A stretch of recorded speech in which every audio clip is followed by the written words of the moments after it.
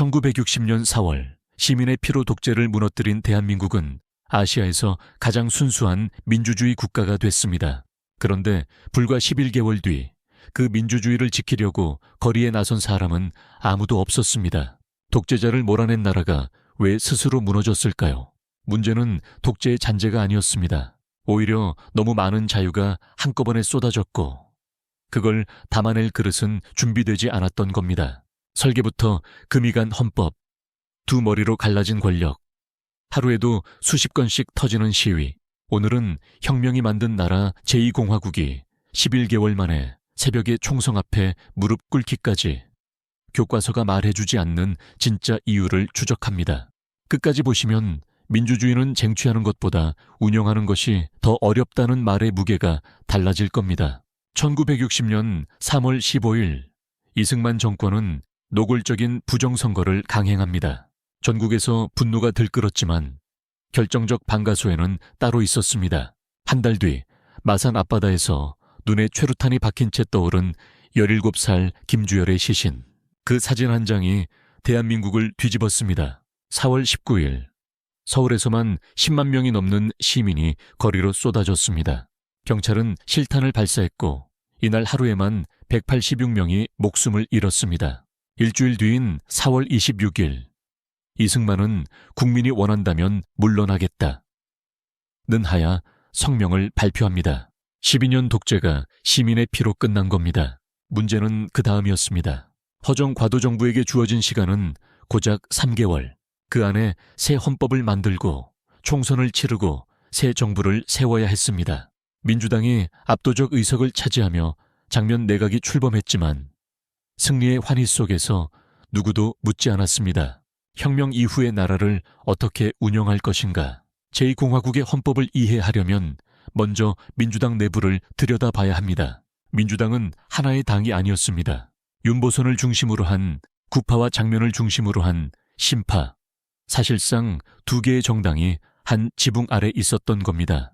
의원 내각제 채택은 민주주의적 이상의 산물이 아니었습니다. 대통령이라는 명예직을 구파의 윤보선에게 넘기고 실권인 국무총리를 신파의 장면이 가져가는 거래, 권력 분배의 타협안이었습니다. 양원제 국회도 도입했지만 참의원과 민의원 사이 권한 경계가 모호했습니다. 법안 하나를 통과시키는데도 양원 간 줄다리기가 반복됐고 긴급한 현안일수록 처리 속도는 더 느려졌습니다. 총리에게는 내각 불신임이라는 칼이 겨눠져 있었지만 의회 해산이라는 방패는 요건이 까다로워 사실상 사용 불가능했습니다. 의회에 끌려다니면서도 판을 뒤엎을 수 없는 태생부터 불균형한 구조였습니다. 12년간 독재 아래 눌려있던 요구들이 한꺼번에 터졌습니다. 그 규모는 상상을 초월했습니다. 제2공화국 11개월 동안 발생한 시위는 약 2,000원, 참가 인원은 연인원 100만 명을 넘겼습니다. 하루 평균 6건의 시위가 전국 어딘가에서 벌어진 셈입니다. 노동 현장의 변화는 더 극적이었습니다. 혁명 전 500여 개에 불과하던 노동조합이 1년 만에 2,000개 이상으로 폭증했습니다. 교원노조, 언론노조처럼 이전에는 상상조차 할 수 없던 조직들이 속속 등장했습니다. 모든 것이 정당했습니다. 모든 것이 당연한 권리였습니다. 그런데 장면 정부는 이 모든 요구를 동시에 처리할 능력이 없었습니다. 노동자의 요구를 들으면 기업이 반발했고 학생들의 통일운동은 보수층을 자극했습니다. 특히 가자북으로 오라나무로라는 구호 아래 전개된 통일운동은 군부에 극도의 위기감을 심어줬습니다. 자유는 쏟아졌지만 그것을 조율할 시스템은 없었습니다. 같은 당 출신의 대통령과 총리, 이보다 원활한 조합이 있을까요? 현실은 정반대였습니다. 헌법이 만든 구조적 모순이 문제였습니다. 군 통수권은 대통령 윤보선에게 있었지만 실질적 국정 운영은 총리 장면의 몫이었습니다. 군 인사를 누가 결정하는가? 작전 지휘의 최종 책임자는 누구인가? 이 질문에 헌법은 명확한 답을 주지 못했습니다. 장면은 군 내부의 부패 세력을 걷어내는 숙군 작업을 추진했습니다. 하지만 윤보선 측은 이를 자기 세력 약화로 받아들였고 군부 역시 거세게 저항했습니다. 결국 숙군은 번번이 좌절됐고 군 내부의 불만 세력은 그대로 온존했습니다. 그리고 1961년 5월 16일 새벽 결정적 순간이 왔을 때 두 수장의 선택은 충격적이었습니다. 장면 총리는 카르멜 수녀원으로 피신했습니다. 윤보선 대통령은 진압 대신 쿠데타 세력과의 협상을 택했습니다.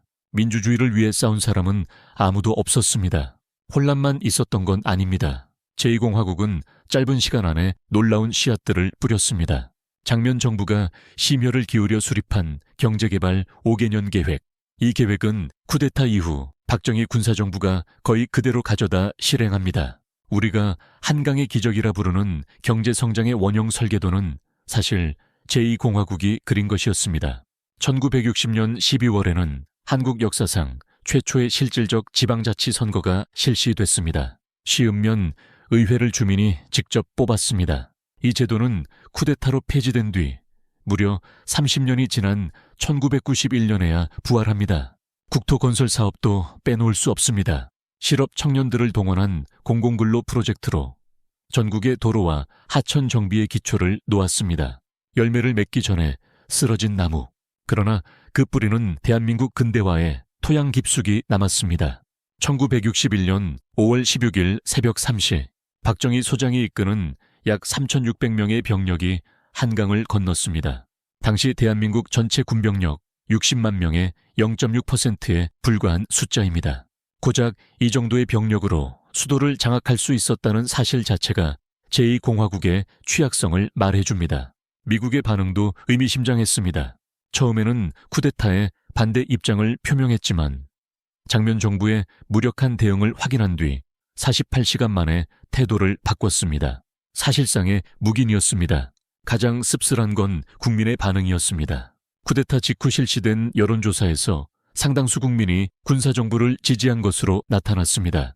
이것은 민주주의 자체에 대한 거부가 아니었습니다.